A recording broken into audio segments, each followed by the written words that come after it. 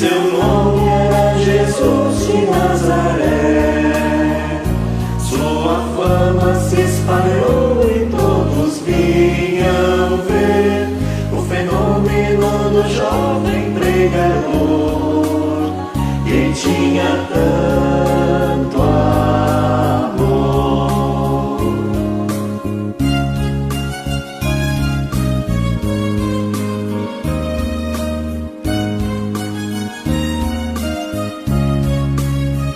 Naquelas praias, naquele mar, naquele rio, em casa de Zaqueu, naquela estrada, naquele sol, e o povo a escutar histórias tão bonitas. Seu jeito amigo de se expressar enchia o coração de paz tão infinita. E o seu nome era Jesus de Nazaré. Sua fama se espalhou e todos vinham ver o fenômeno do jovem pregador, que tinha tanto amor. Em plena rua, naquele chão, naquele poço, em casa de Simão, naquela relva, no entardecer, o mundo viu nascer a paz e uma esperança.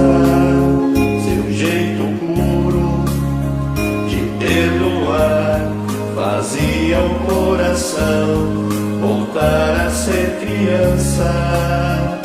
E seu nome era Jesus de Nazaré. Sua fama se espalhou e todos vinham ver o fenômeno do jovem pregador, que tinha tanto amor.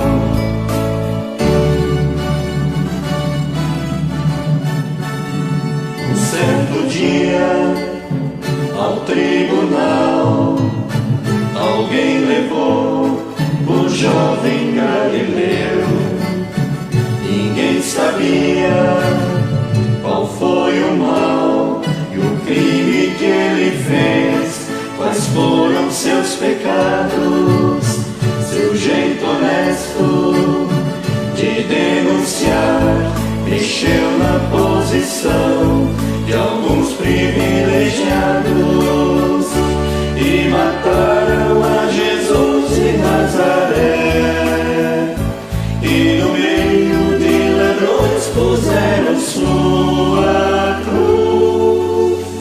Mas o mundo ainda tem medo de Jesus, que tinha dado